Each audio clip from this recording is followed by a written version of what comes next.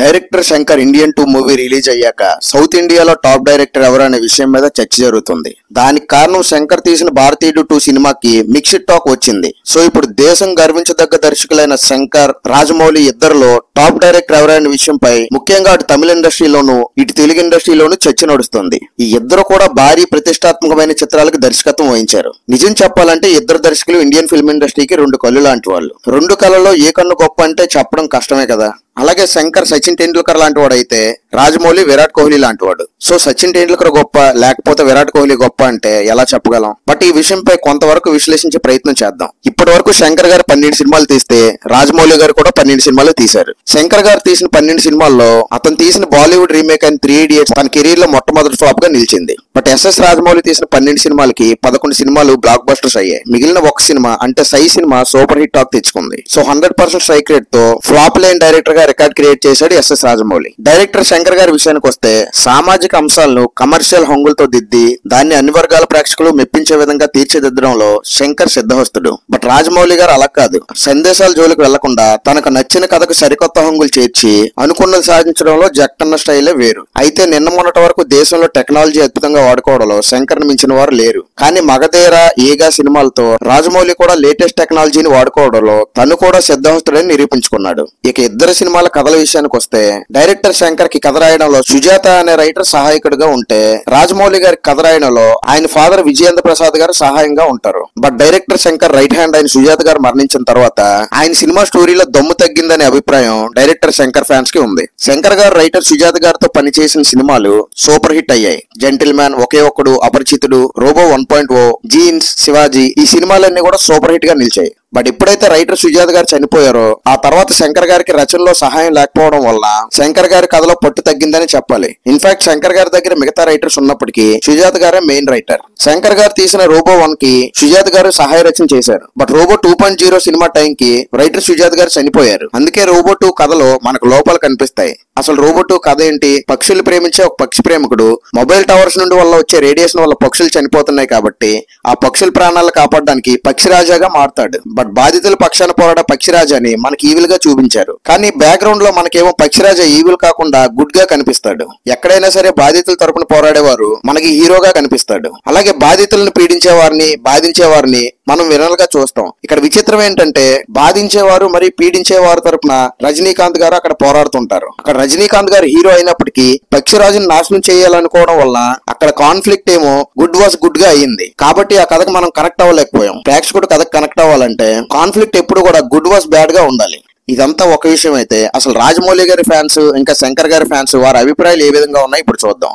రాజమౌళి గారు pan India movies 2015 నుంచి తీస్తున్నారు. బట్ శంకర్ గారు 1995లోనే పాన్ ఇండియా సినిమా తీశారు. సో శంకర్ గారే గ్రేట్. ఇది శంకర్ గారి ఫ్యాన్స్ వాదన. Director Shankar right hand writer Sujatha గారు దూరం అయ్యారు. అసలు సుజాత గారు లేకపోతే శంకర్ సినిమా కథలో దమ్ము ఉండదు అనేది రాజమౌళి ఫ్యాన్స్ వాదన. అవునా?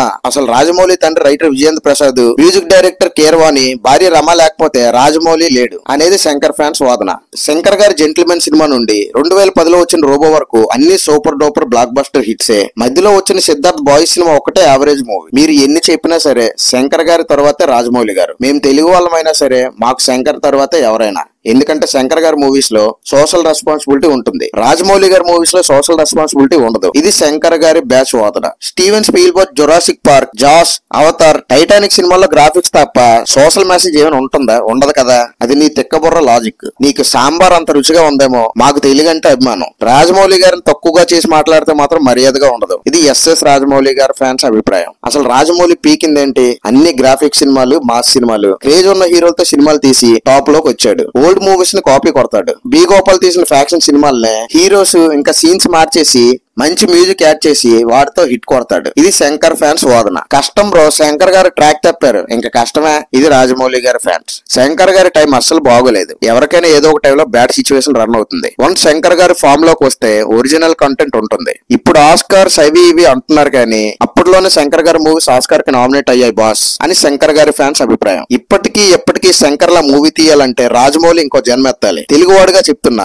శంకర్ గారే గొప్ప, ఆయన గొప్ప. ఇది శంకర్ గారి ఫ్యాన్స్ వాదన. తెలుగు ఆడియన్స్ ఒకటి తెలుసుకోవాలి, డైరెక్టర్ శంకర్ గారిని ఎక్కువగా ట్రోల్ చేసింది తమిళ ఆడియన్సే, బట్ సపోర్ట్ చేసింది మాత్రం మన తెలుగు ఆడియన్స్. తమిళ ఆడియన్స్ ఎక్కువగా ఇష్టపడే డైరెక్టర్ వెట్రిమారన్, నాట్ శంకర్. ఇది కామన్ ఆడియన్స్ అభిప్రాయం. శంకర్ రాజమౌళి ఇద్దరు నేను గొప్ప అంటే నేను గొప్ప అని మనసులో అనుకుంటారు. శంకర్ రాజమౌళికి పోటీ ఇవ్వాలని చూస్తున్నాడు, కానీ అవ్వట్లేదు. ఇలా సీక్వెల్స్ తో కాకుండా ఒక కొత్త కథతో సినిమా తీస్తే ఖచ్చితంగా పోటీ ఇస్తాడు. ఇది ఒక కామన్ ఆడియన్ అభిప్రాయం. స్టోరీస్ లో అయితే శంకర్ మూవీ బెస్ట్, క్రియేటివిటీలో అయితే Rajamouli movie best. Common audience అభిప్రాయం. The both are great according to their own path. ఈ ఫీల్డ్ లోనే కాంపిటీషన్ ఉంటుంది, అది హెల్దీగా ఉండాలి. అన్హెల్దీగా ఉంటే ఫాల్స్ ఈగో, ప్రైడ్, ఆరగెన్స్ వస్తాయి. I respect both of them. ఒక మూవీ లవర్ అభిప్రాయం. శంకర్ గారు ఒక స్టోరీని ఇన్నోవేటివ్ గా రాసుకుని చాలా గ్రాండ్ గా ప్రెజెంట్ చేస్తారు. ఎస్ఎస్ రాజమౌళి గారు ఒక సింగిల్ లైన్ స్టోరీని కూడా గ్రాండ్ గా తీసి బ్లాక్ బస్టర్స్ కొడతారు. ఎగ్జాంపుల్ కి మర్యాద రామన్న, ఏగా 10 మంది రాజమౌళి లాంటి వాళ్ళు కలిస్తే ఒక శంకర్ తో సమానం. ఇప్పుడు హిట్ లేనంత మాత్రాన అతన్ని తక్కువగా చూడలేం. ఆయన ఊహించినట్టు ఎవరు ఊహించలేరు. టెక్నాలజీని ఉపయోగించి సమాజంలో అన్యాయాన్ని ఎదిరించడంలో,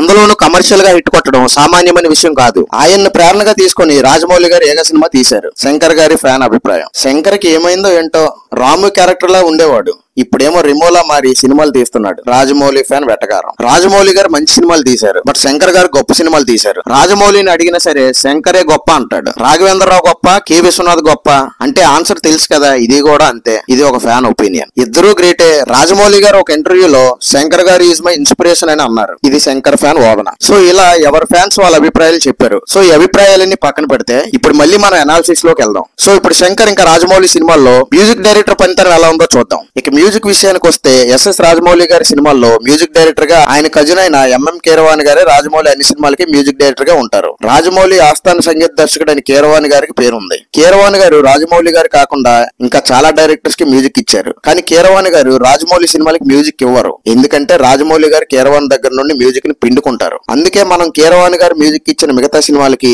కీరవాణి గారు మ్యూజిక్ ఇచ్చిన రాజమౌళి సినిమాలకి తేడా గమనించవచ్చు. రాజమౌళి సినిమాల్లో ఉండే హైప్ సీన్స్ ని, హీరోయిజం సీన్స్ ని, సెంటిమెంట్ సీన్స్ ని ఎలివేట్ చేయడంలో కీరవాణి గారు 100% న్యాయం చేస్తారు. ఇంక శంకర్ గారి సినిమాలో మ్యూజిక్ విషయానికి వస్తే శంకర్ గారు ఎక్కువగా తన సినిమాలకి ఏఆర్ రెహమాన్ గారిని పెట్టుకున్నారు. శంకర్ ఏఆర్ రెహమాన్ కాంబినేషన్ లో వచ్చిన సినిమాలు మాక్సిమం హిట్ అయ్యాయి. ఏఆర్ రెహమాన్ కాకుండా శంకర్ గారు హరీష్ జయరాజ్, అనిరుద్ధ్ లాంటి మ్యూజిక్ డైరెక్టర్స్ తో కూడా పనిచేశారు. ఇందులో హరీష్ జయరాజ్ తో చేసిన అపరిచితుడు మూవీ బ్లాక్ బస్టర్ గా నిలిచింది. కానీ అదే హరీష్ జయరాజ్ చేసిన ఐ మూవీ ఫ్లాప్ కాగా అనిరుద్ధ్ తో చేసిన ఇండియన్ 2 సినిమా కూడా ఫ్లాప్ అయింది. హిట్ సినిమా లేని విక్రమ్ ని హీరోగా పెట్టి 180 కోట్లతో తమిళ్లో ఐ అనే సినిమా తీశాడు. ఆ సినిమానే తెలుగులో మనోహరుడిగా డబ్ అయింది. కాకపోతే సినిమా ఫ్లాప్ అయింది. అసలు ఆ టైంలో విక్రమ్ మీద ఎవరో కూడా ఇంత పెట్టుబడి పెట్టలేదు వాస్తవం. కేవలం శంకర్ ని చూసి మాత్రం అంత పెట్టుబడి పెట్టారు. తీరా సినిమా రిజల్ట్ ఏమో ఫ్లాప్ వచ్చింది. సో ఫైనల్ గా ఫ్యాన్స్ అభిప్రాయం పక్కన పెడితే సినిమా ఓడిపోవచ్చు, కానీ డైరెక్టర్ అనేవాడు ఎప్పటికీ ఓడిపోడు. ఈ ఇద్దరు దిగ్గజ దర్శకులు కూడా భారతీయ సినిమాని, భారతీయ సినిమా స్టామినాని ప్రపంచానికి చూపించారు. భారతీయ సినిమా ఖ్యాతిని పెంచారు. ఇద్దరు లెజెండ్సే. సో మీ ఫేవరెట్ డైరెక్టర్ ఎవరో కామెంట్స్ రూపంలో తెలియజేయండి. ఈ వీడియో నచ్చితే లైక్ చేసి మరిన్ని ఇలాంటి వీడియోస్ కోసం మన ఛానల్ సబ్స్క్రైబ్ చేయండి.